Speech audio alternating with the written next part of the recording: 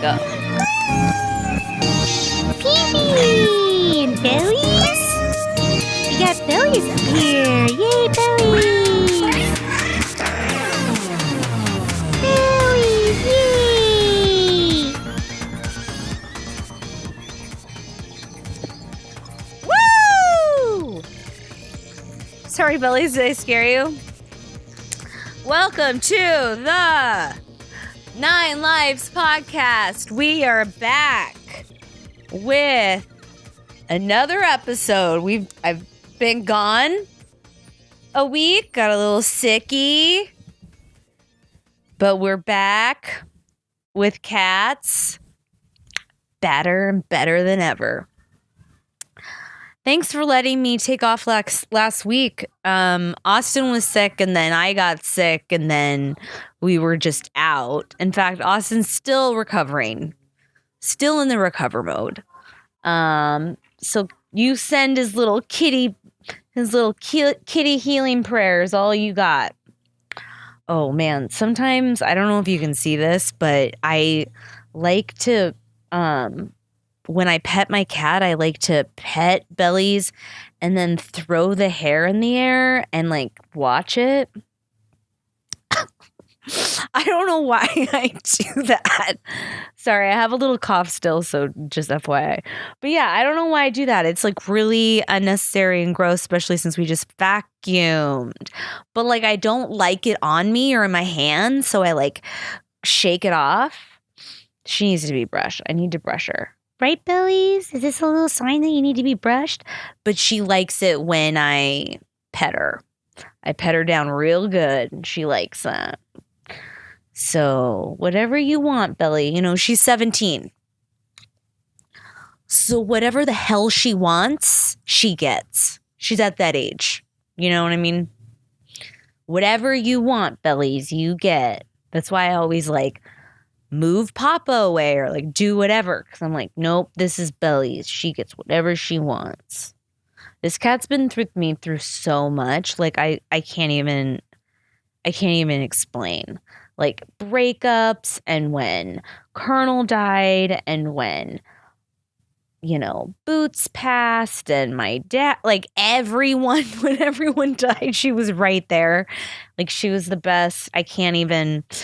And I got her, I've been with her since she was 9 and she's 17 now. And I cannot, I'm so grateful. So if anyone's like ever thinking about like adopting an older cat, I mean, Bellies is 17. I mean, I think that's pretty special. Actually, this is the third cat that I've had that was 17, even though Colonel passed at 3, which I think was way too soon. But I had 3 other cats that lived when they were 17. So it is very possible that they will live a really long time. And I'm just so grateful that she's kicked it for this long. She's my little Bellies, right? Good Bellies. And yeah, her nickname is Bellies. Her name is the Brawd. And people always ask me, like, why do you call her Bellies? I'm like, she has the fluffiest, curliest belly hair. And she's so cute. And I love it. I could rub my face in her. And I really need to not look at her right now. Because I'm getting distracted. Bellies, I'm trying to focus. Let me talk to the people about whatever. Let me talk to the people about cat stuff, Bellies. Stop distracting me with your beauty. Your fluff beauty. Okay, so today I just got back. Today I went down to Hollywood and I went to see Weird Al Yankovic get his star on the Hollywood Walk of Fame. I could barely see anything because I'm 5'2"-ish, 5'3", and it was really tough. But there were so many people that came out, and I guess his fans raised like all the money in order to pay for the star. And I think it's kind of expensive. Like I think I want to say like maybe $4,000 to do that. Like I don't know. But let me see. How much does it cost? Oh, $40,000? Oh, so add another fucking zero.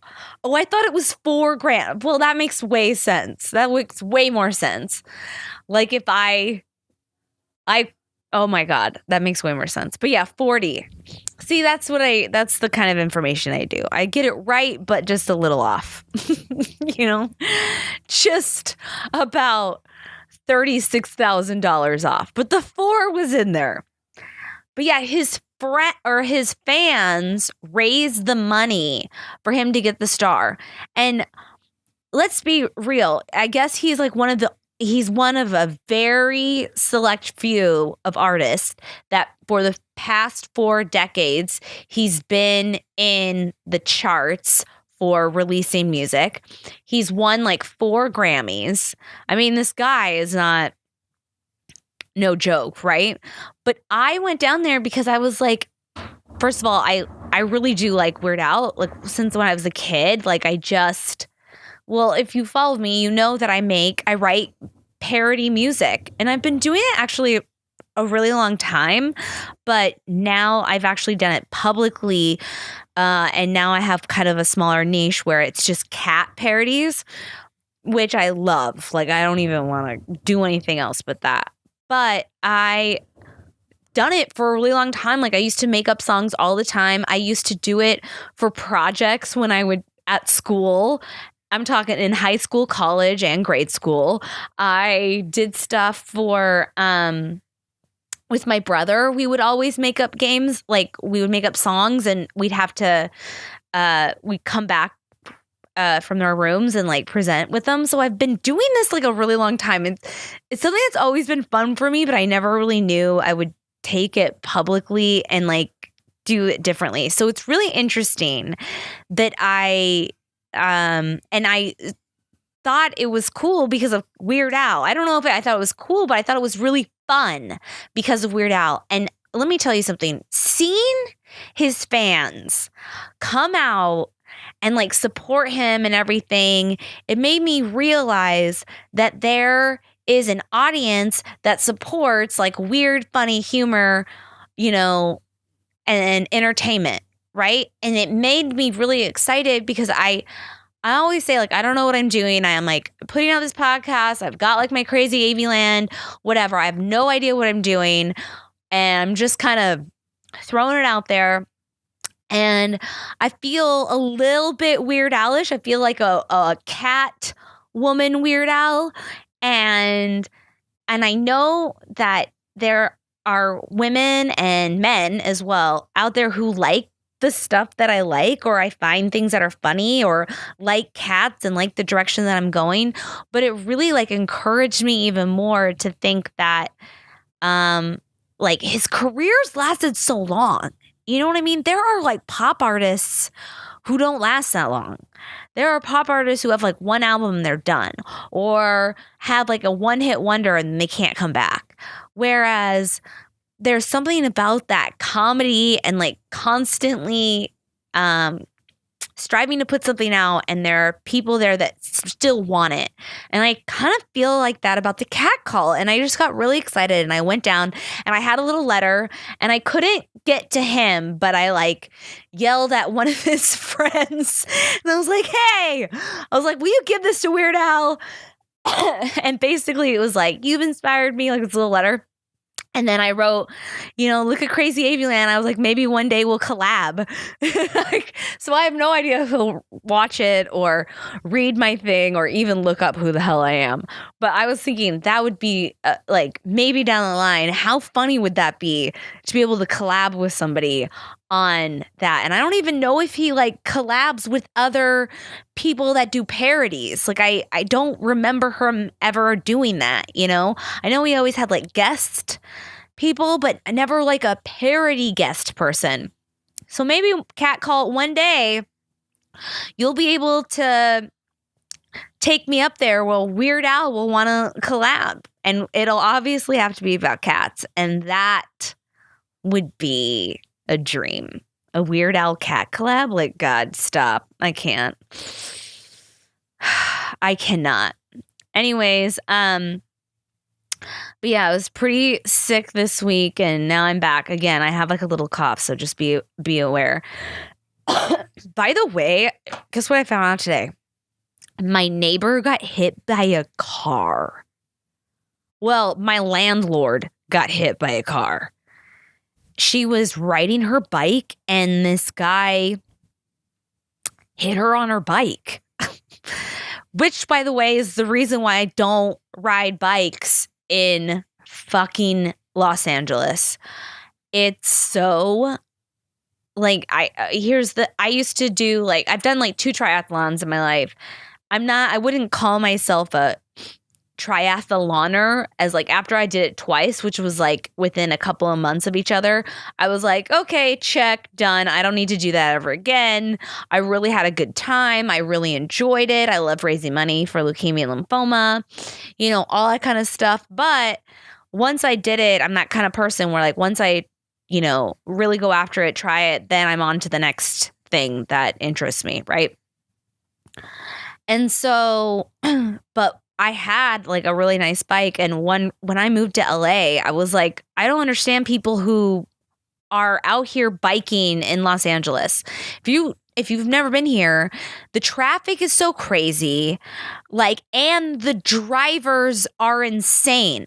They're so aggressive. My brother is a fucking nut job on the road, and he told me, like, one time I was, like, bracing for myself, and I was like, Mark, slow the hell down. And he's like, no, you got to be aggressive out here. He's like, you have to drive like this. And I've lived here 4 years now, and let me tell you, that is not the case. I am not a crazy driver. You just let people go and be them crazy selves. I have gotten more balls since I've lived here, for sure, but you don't have to be, like, erratic, and you don't have to, like, you can, like, slow down and let people by. Like, I don't know. But I can't believe she got hit by a car on a bike. And she's at St. Jude's. I mean, she's okay. She's not dying or anything, but bad enough that she had to go to the hospital, and she's at St. Jude's, and she's going to stay there overnight. I mean, Jesus. Everyone just calm down. Like, nothing is that important to get to unless you're, like, child is dying or something, right? Like, just everyone calm down. Like, no one needs to get to work fast. Like, you just need to call them up and be like, yo, this isn't working. Like, there's a lot of traffic. Can't make it. I don't know. Just everyone just chill. I don't know why everyone's in a rush. Everyone's in a rush. They got places to go, people to see, and it's like, not really. No, you don't. You don't really, like, nothing really matters. I mean, I don't mean to get so depressing, but, like, at the end of the day, like, nothing matters more than someone else's life or, your friends and family. Like, it really doesn't. I just think that, like, people forget that we get, like, so time-wise, like, oh, TikTok, we gotta do this, we gotta do this. Yes, but chill, you'll get there. We'll get through it. By the way, I put up that video. I put up 2 videos since I last talked to you, because I haven't talked to you guys in a while. And one of them was the cat comp video, which I want to say thank you to everyone, so much support. Man, that was such a hard video for me to put out. Excuse me. I remember filming that day, and I was, like, in the bathroom for, like, 3 or 4 hours. Like, I didn't want to come out here and film it. I was, like, having so much anxiety about it. And I think even when people watch it, you might think, like, that's weird to have anxiety about. But it's actually just about, I don't like causing drama. I don't like being in drama. I don't like, and not that it was drama. Like, I feel like I didn't cause any of it. But if I even talk about it, like, somehow I'm responsible for drama or something, right? And so there's just a point where I would, like, keep a lot of things in order for it to not cause drama, but actually it just causes a lot of drama within yourself, causes you to have anxiety, causes you to have, like, depression, which then leads to you, like, being even more quiet because you're down and don't want to be around friends, or you don't want friends to think you're over exaggerating or being dramatic. Like, I always, like, hated being called that. I used to be called that by my dad anytime I would try and talk to him about anything, especially if I had something to say about my stepmom or something. He would just shut it down and never talk to me about it because he didn't really necessarily want to look at it. So he'd shut me down and make me feel wrong when the reality is that you should always listen to your child if they say something is happening, you know? Hi, Pee-Pee. You coming over? You gonna need a little bit on the blankie. So cute. Sorry, Papa. Having a cute meltdown over here. That face. But yeah, like, so because of that, it escalated into a lot of things me never talking about. So even at like how I grew up, people never knew anything was really wrong with me. They just thought I was funny and had a good time all day and like had no idea what was going on. So I just like put a smile on all the time. And it's good to be positive. Like, I don't want to sit here and say like you can't be positive or, you know, whatever, but you got to be real. You know what I mean? Because on some level that's fake. Like, I know some people. There was this girl. Okay, so I was in a sorority for 1 year. And I basically partied my ass off and got a real good education in drinking. And then I basically flunked out for a year and went to community college and then like aced it, then went to UW and like got a 3.9. Like I'm a smart girl. But that first year in college, I was crazy. And I had a lot of things that were going on underneath that later explains a lot. And I won't get into it because I just don't feel like sharing at the moment. But to even tell you that, like, there was this, what was I talking about? Oh man, I got lost track. I saw it pop out of the corner of my eye and then I was talking about college. But why did I bring up the fact that I went to college? That's way too far back. Austin was like, she got hit by a car? I was like, no, that can't be it. I was like talking about drinking and flunking out of college, and then I got really distracted because I remember of all the crazy shit that I used to do in college. But, man, do you remember?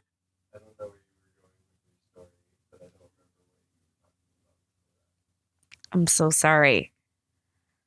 Oh, it's going to irritate me a little bit. Yeah, I probably will out of nowhere. But yeah, I guess I can just talk to you about college. So I went into sorority for 1 year and I got social chair as a freshman, which isn't really, it's not normal to get social chair as a freshman, but I set up a bunch of parties and with other frats and I had a great time. Like, I know there's a lot of problems with the sororities out there, but the one that I was in, one of the main reasons I even joined this one is because it was so diverse in personalities, and I just really enjoyed that. I remember there were certain sororities that would go in and it felt like it was a clone, you know, like everyone was the same, and I don't know, it was just really weird. And I loved my little sorority. I just felt like we were really well mixed. And there was, except when I took over sorority social chair, I wanted to, there was this frat that wanted to hang out with us and do like a party. Like, you do mixers with other sororities or like parties or whatever. And there was this frat that wanted to do one with us that wasn't very popular because of, they were like more nerdy or something, right? And one of our complaints from the older members of the sorority was that other frats only did like certain parties with certain sororities. Like, they only did like 3, they only had did parties with 3 sororities, and there's like 20 of them on campus. And I always remember being like, that's so fucking stuck up. Like, why are you guys elitist like that? You know? And our sorority was not one of those 3, and they were really upset by it. So then this, I guess you would say, the lowest out of the lowest fraternity, really nerdy, whatever, they wanted to do a party with us. And I was like, hell yeah. They came over and they didn't plead, but they had a really good case. They were like, we love your girls. Like, you guys are always so nice to us on campus. We want to really show you a good time. And it's about like, you know, relationship building and all this kind of stuff. And I was like, yeah, like if you guys really want to do this bad, like, heck yeah, let's do it. So I set it up because I'm like, look, someone wants to like be friends with us and show us a really good time and hang out. Like, why not? And I got so much shit from higher members of the sorority. By the way, like, there's so much shit that I don't like about the sorority, but some of my best friends are from that sorority. I feel like I just was there for a year just to pick up a couple of really solid friendships that I would have forever, because I still get together with them once a year, even though they live out of state, and we all get together somehow. I don't even know how that happens, but anyways, these upper members were like, you guys should not be getting, that is not good for our reputation. People are going to think that's going to lower our reputation and like blah, blah, blah. And I remember just being like, are you kidding me? Like, isn't a good reputation someone when you show up to socialize or quote unquote party or have a mixer or whatever, it's all about your attitude and how you treat people equally across the board? Like, isn't that a good, like, this is one of the problems that I never joined after that. Even when I went to UW, I was like, fuck it, I'm not going back into a sorority. Like, I can't, because of stupid shit like this, where it's the hypocrisy of, we don't like it when other fraternities like would shut us down. But then when one that's not popular, if we didn't shut us down, somehow it was frowned upon, and it doesn't make sense. It's not how you end the cycle. You end the cycle of anything by always being the better person, by, no matter what your status is, showing a hand, looking at someone and seeing about who they are. And by the way, it was one of the best parties I've ever been to. You know why? Like, sometimes you'd have parties with frats and they do like a half-assed job. They're kind of like, yeah, we got vodka and crayon, and yeah, we've got, you know, guys are here, and then they just have like, you know, music on, right? These guys like had a theme. It was like a Hawaiian theme. They had like coconut stuff. Like, I mean, they went all out, and we're so, like, when we showed up, they were like, hi, like, so excited. And I don't know. There's something about that that's like, who fucking cares where you're at on the tier? It shows who you are as a person if you can appreciate anyone no matter what their status is, and hold your head high on some level. Like, I just didn't understand that, because at the end of the day, we're all one, right? I mean, if we're going to get deep about this, because let me tell you, I guarantee you, I know so many dudes that were so big in the fraternity or big man on campus, right? Who sit at a fucking dive bar 4 to 5 days a week, yelling at the goddamn TV screen about sports and doing nothing with their fucking life. And where the fuck are you now? Like, it's all bullshit. But like, if you were to even like have some kind of compassion, or like, not even compassion, just like an understanding that relationship building means all across the board, all across different parties, all across different avenues, and that you never know who you're going to meet. I mean, like, God, like, look around. Apps are being built. Who the fuck knows? Maybe one of those guys is like a millionaire. God, like, you know, Mark Zuckerberg could have been one of those guys at this fucking fraternity, trust me. And they would remember you because of who you are inside, and maybe it would help you. Like, it just doesn't make sense. That's the shit that I never make sense. Also, by the way, there was this one time where we were all sitting down. It was like all of us girls, and there was like the senior girls were talking to us about how you dress properly on campus. And they had 4 models come down, and you had to pick out what was wrong with the models. One was that this one girl wasn't wearing a belt. Another one was that her hair wasn't done. Another one was that she was wearing her letters and she had no makeup on. Just like the stupidest shit. And I was like, I remember thinking like, I don't give a fuck. Like in my head, I was like, okay, I'm just going to sit here and then walk away and not do any of those things because it doesn't matter. What they were saying is like how you dress and look is a way that you represent, people will look at you and see how you're represented. But what I love about this generation, what I love about millennials and like, I'm a millennial. I'm an elder millennial, but I'm still a millennial. And what I like about it is that online, yes, there are a lot of beautiful women who model and do all that kind of stuff, right? But then there are a lot of fucking people who are just 100% themselves and are crazy and don't look the way you think they should look, yet they have like millions of followers as well.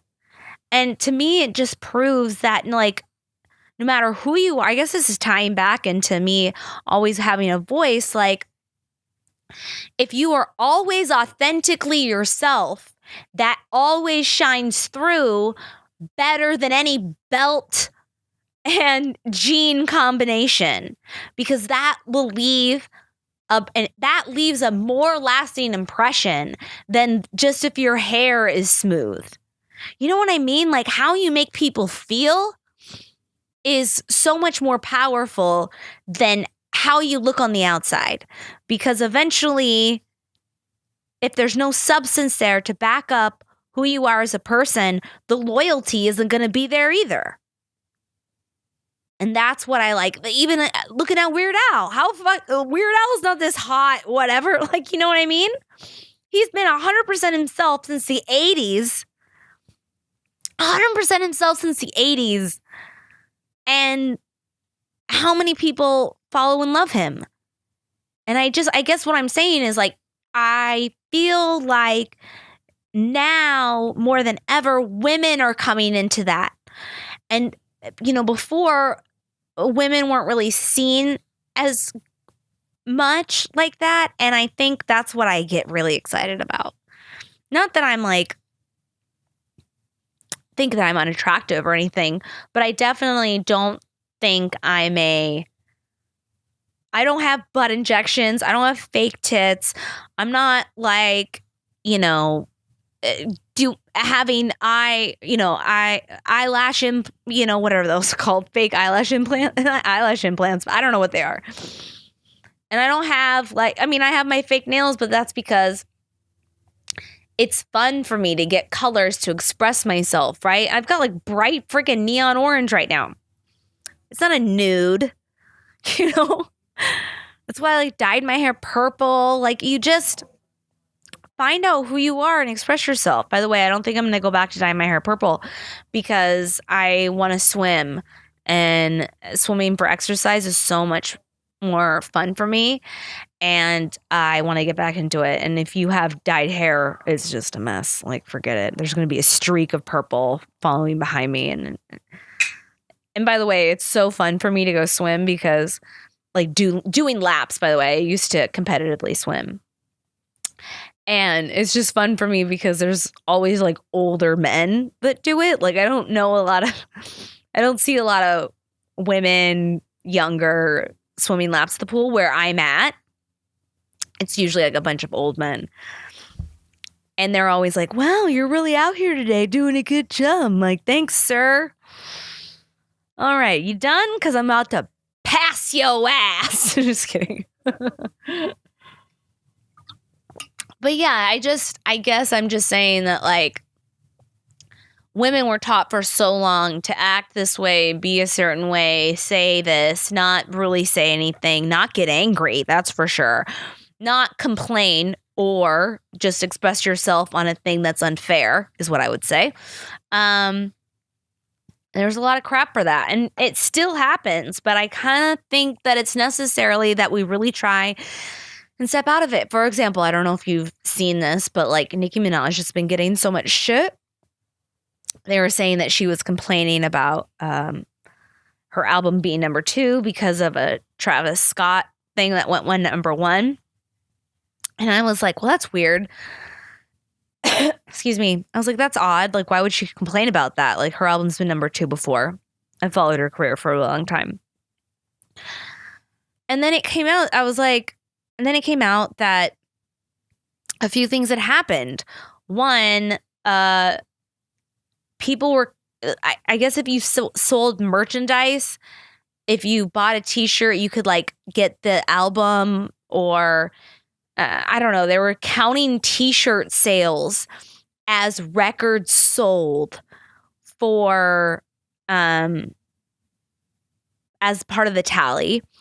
And there was also a streaming thing where Spotify can control what your streams are.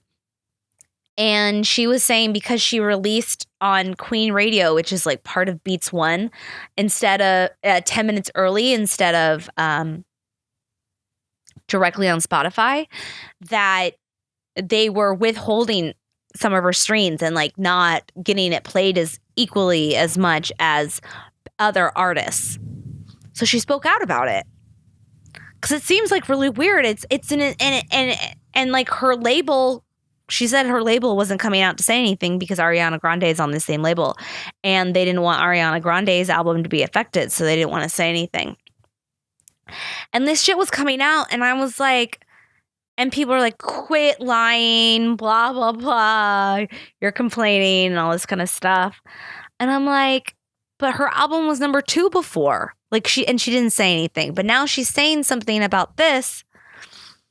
And it got me to thinking, like, this is a problem, is like when women speak out strongly about something, and it goes back to the video that I had last week about CatCon, how I came out and talked about, you know, I saw my cat's video, Colonel Mao's video being played after he had died, and no one told me about it. And they were selling tickets into this thing, and you could see it as part of the entertainment, and it just sat with me wrong. But one of the reasons why I didn't say anything for so long is I didn't want people to think I was petty. I didn't want people to think that I was being dramatic. I didn't want people to think bad about me, because my whole life I've been told that you don't say anything, keep your head down, because it's unappealing and it's not attractive for you to come out and say anything that might be somewhat disagreeable. And men are not taught this. Like, you have to understand, this is why I also get pissed off about like when fucking what's his name? Won like Woman of the Year in sports. Oh God, what was it? Fucking Caitlyn Jenner won Woman of the Year for was it not Sports Illustrated, but I forget. And it pissed me off. I was like, this guy was a woman for 1 year.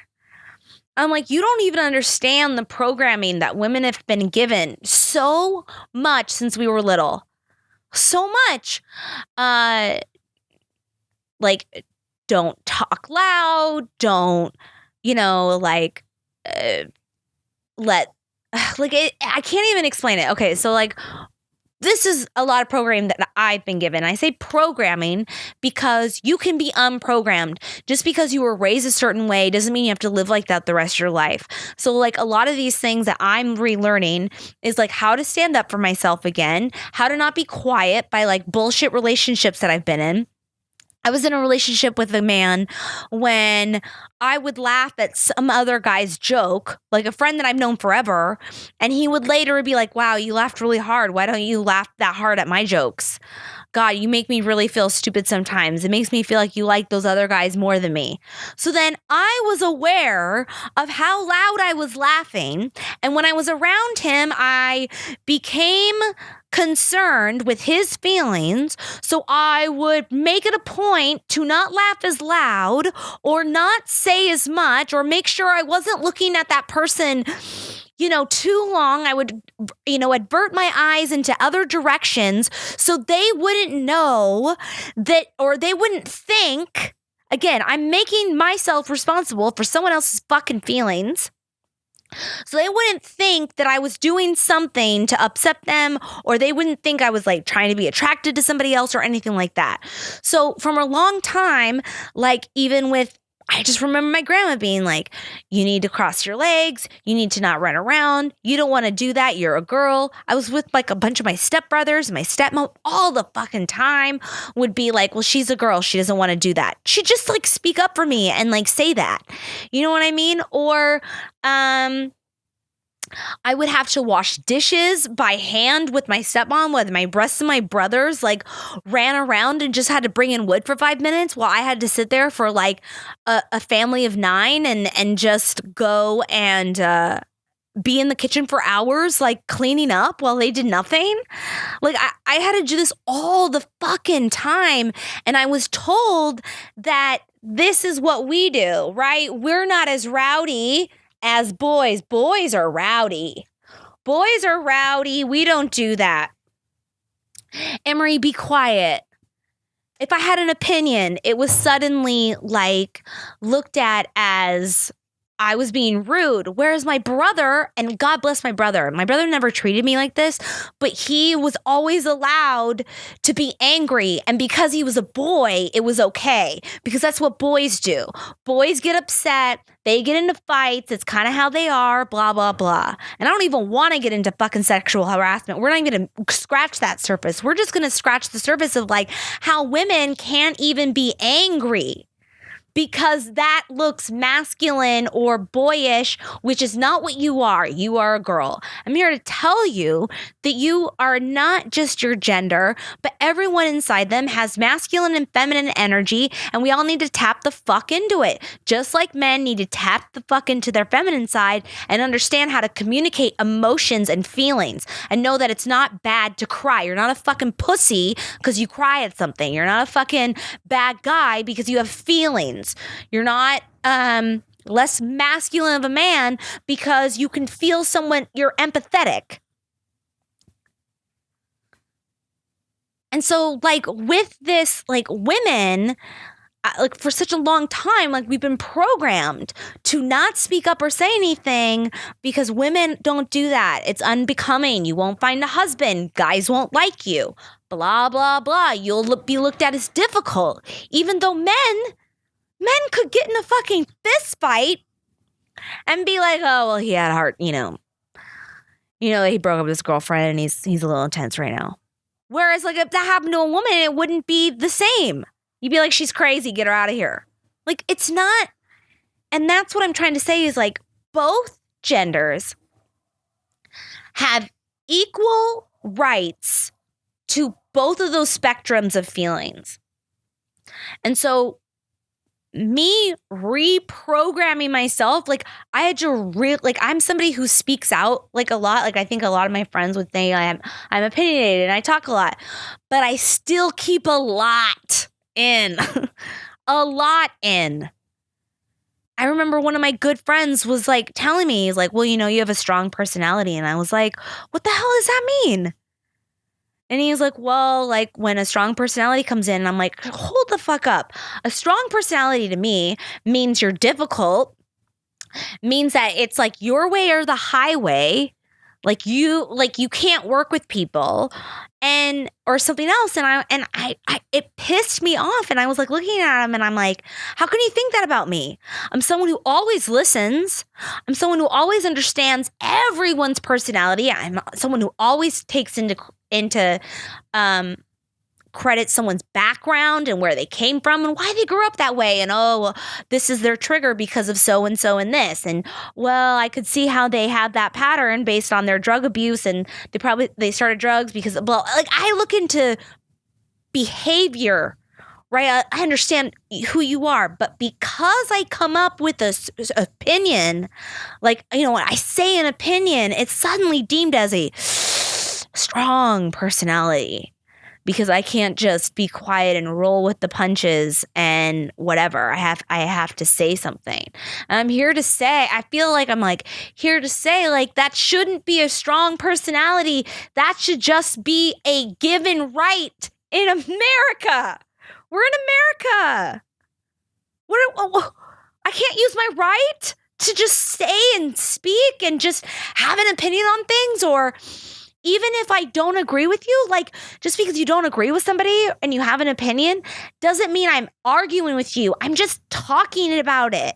Like, can't we just like talk about it? Like, why do we have to just be quiet? And if the second you raise a thought, suddenly it's too strong and uncomfortable for a lot of people. And that's the thing that we need to get out of. That's the shit that we need to get out of. So I want more opinion. I want your opinion. And none of this behind the keyboard bullshit opinion. That's too easy. Come talk to me in an adult matter. Sit down at the table, have a conversation in a, I don't want to say controlled, but like a focused, emotionally focused way. Well, we're not here to like piss people off. We're just here to say the opinion and then get to the root of that opinion. Like, why do you feel that way? What about it makes you think like that? Why did you come up with that conclusion? And I feel like women are a big part of the solution to that because we're able to get in touch with those emotions and bring them forth to light a lot easier than a lot of men. And again, I always say this, there's always a spectrum of, you know, emotional intelligence with men and women. So there's not just like men are like this, women are like this. There's always a spectrum. But I feel like women just feel so much because of the programming that men have been told to not express. It doesn't mean men can't. They've just been told not to. Woo! I don't know what the hell that was. I really don't even know what the hell I was talking about, how I even got on that rant. But I guess what I'm saying is like, that's why I'm like doing that CatCon video is I'm forcing myself. I'm like, you know what? Screw it. Because it's good for healing so I can release it and get it out of me and I don't have to worry about depression and anxiety. Now, that stuff's always going to come up, but the more that I like deal with it and the more that I like not attack it, but allow it to come up and release it by releasing it in healthy communicative ways, the less it's going to be dug underneath into my body, you know? The less it's going to affect you later. And it's going to help, I guess. And you know what I keep thinking about? I'm just like, it's going to help someone to inspire someone on some level. Like, you don't even know who you could help. Like, someone could be listening to this for CatCon and then has a problem with their child and they finally get the balls to like talk to their child about something. You don't know. You don't know. It all like matters. It all matters. People think they don't matter. People think they're not expressing themselves. It doesn't matter. And it doesn't mean you have to bitch about everything. Like, it doesn't mean like, man, your bra strap is showing. I don't like it. You talk about your stuff. You talk about your things and what you're doing and why it hurts you. Blah, blah, blah. Because when you bring up why it hurts you, then you're able to, even if the other person didn't mean to hurt it, you become less and less and less scared of expressing that. Then it just becomes like water. it's necessary to like open that gate so you can let the water flow. And I'm not talking tears. I'm just talking energy and vitality. Man, I don't know. I always get so deep, right, Pee-Pee? He's over here. Papa just like, I could talk all day and get really animated, and he just sleeps right beside me. Whereas the Brawd's like, oh, no, she doesn't. And she like gets away and like goes under the bed. I really got the yin and yang of cats here, and I love every minute of it. You know what's funny is this is totally on if you smoke weed or do edibles or anything like that, or using it for pain. Something I found out that was really interesting. I was listening to, I don't remember. There's so much. I did a deep dive on the internet. I have no idea. But I was listening to this doctor explain your dream state, and that they did a study on marijuana users, and that when you smoke marijuana, it suppresses your dream state. So like you don't dream, or you don't remember it, or whatever, right? But when you like go off of it a couple days, or like you don't take it to go to sleep, your dreams they like build up. So when you dream, it becomes more intense when you're off the weed, which I found fascinating. And they said it never goes away. It just keeps building and building and building and building until you go off weed, and then it like comes like really intense and like strong dreams. You know, sometimes when I remember taking like Valium for something, like I had like an ear infection or something, I took Valium, and you know how your dreams are like intense and scary, and like so like you remember the whole, you know, weird connection war thing. They were saying it can be like that when you go off weed, because your dreams never go away. They're just stored there ready to be released, and when they are, it's like super intense, which I found fascinating. And I found that was interesting that they could even study that. They could study dream states. They were like putting like electrodes on it, and then also interviewing the people that were doing it. But I found that fascinating. And they said it wasn't the same effect as with alcohol. But they said with weed, it was like that, which I found very interesting. So if you're any weed smokers out there, I dare you to go one night, one or two nights without weed, and tell me if it was a trip or not. I don't smoke that. Like I don't smoke. I just do edibles, but I don't take edibles that often. I only take it on special occasions, or if I'm super high anxiety, or if I haven't been able to sleep or something. But it's like I usually buy edibles, and I have them for a long time. Also, I was looking up, so I told you I was going to start swimming again. And there's this I found that there's this championship going on where it's called the Chess Dive Championships. And what they do is they go underwater, they go like down to the floor, and they play chess, and they come up. And what it is you have to go down with your breath. You have the time of amount of breath is how much time you have to make your move. And then when you go up, the other person has to go down. That's the start time on their turn. And then they have to go down. They're all within like a breath and whatever. And they said that it's another challenging element to do like this chess game, because I guess there's like this chess tournament that happened. And they said it makes the game go faster. I was like, heck yeah, it does. You have to like hold your breath and like quick and think of a move and hope it wasn't 14 steps ahead. Ooh, what's that movie? It's like Fisher. Finding Bobby Fischer or Bobby, I don't know. It's like a chess movie with like a kid genius. I think it started like Elijah Wood. I want to watch that again. I haven't seen that in a while. We watched a lot of movies. First of all, I gave Austin a lot of education on movies this week because I think we watched like 9 movies.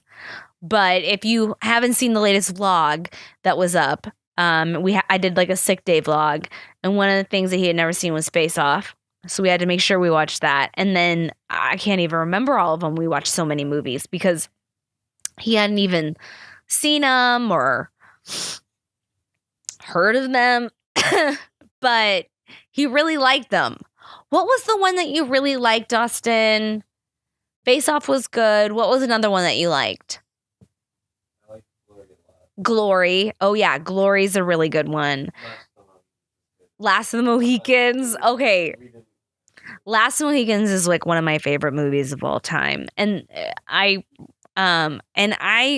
it's not like Last Mohicans or Glory is like even my generation, but like I just know of them. And so we just had them at my house when I was younger. Like my mom had them. And so I would just watch stuff. My brother too really liked stuff like that. And so like I would watch it. It's like the only reasons why I know so many of like James Bond movies from like the 60s and 70s because my brother was like obsessed with it, and basically we had one TV, and so I basically watched whatever my brother was watching a lot of the time. So I have like a big library in my body of movies and all that kind of stuff.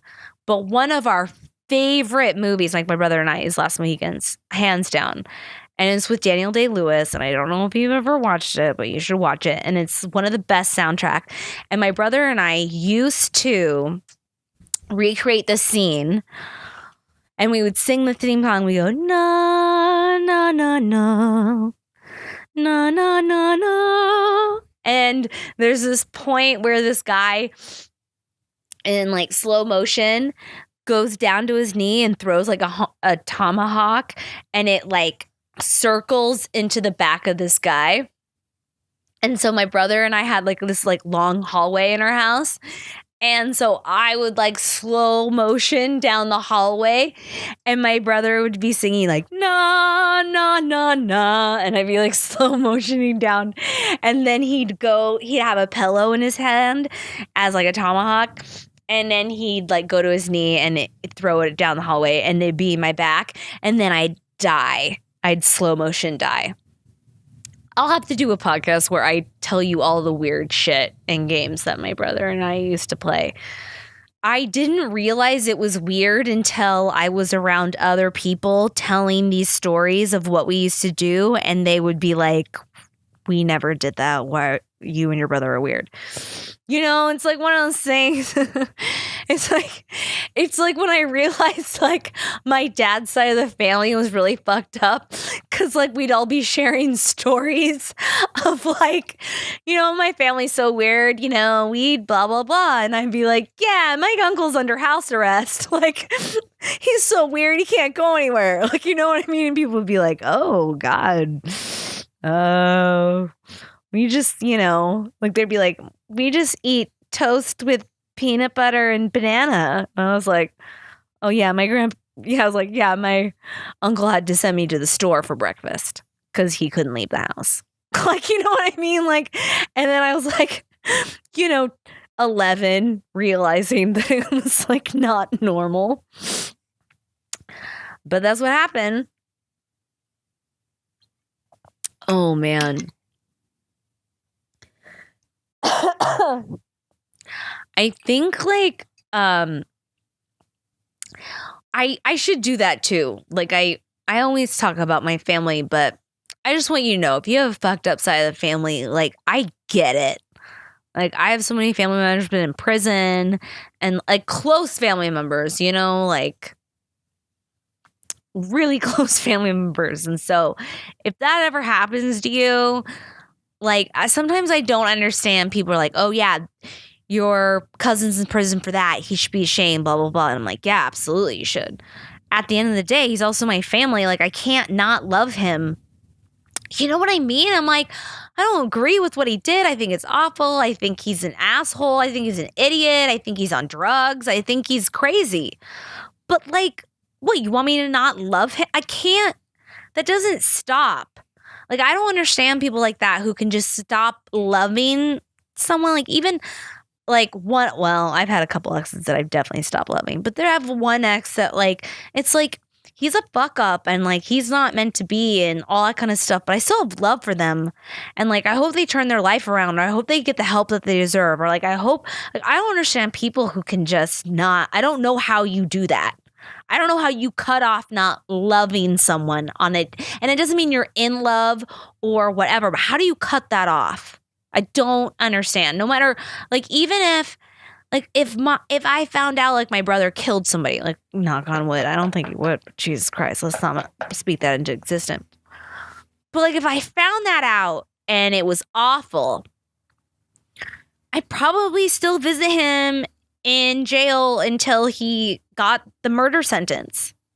Like, I don't know how to not, I wouldn't know how to do that. And it doesn't mean I like support him killing. Like, it's not like that. It's just like, in spite of all that shit, like, I don't know, maybe he needs love more than ever. I don't know. I mean, like, it's not like I think that, it's not like I think like people, I'm just saying, like, when it comes to family, you know, like, if it was just some stranger, like, I don't know if I could do that. If it was just like a friend of mine who I wasn't that close with, blah, blah, blah. But like, when it comes to family, especially if you remember their good things that they did for you, despite them treating someone else's horribly or doing things illegal or like whatever. Or you can even still love them from a distance. Like, maybe I don't have to go in every week, but like, I don't know how you do that. I don't. Like, sometimes it would be a lot easier for me when it comes to like dealing with people who don't necessarily, I don't want to say deserve me in their life, but deserve my time. You know, like, I wish I could cut it off a lot easier. I wish I could detach a lot easier. But like, family, like, I don't understand people who can do that. I don't know if you've seen that. There's like this great ritual in Native American society where whenever there was someone in the tribe that did something awful, like raped or killed something or stole, whatever, like something terrible, they would be put in the circle and everyone would circle around them. And one by one, the tribe members will go around and remind that person of something good that they did to them. So it would be a whole circle of the tribe, and the guy in the middle who's accused of stealing or whatever would be in the middle.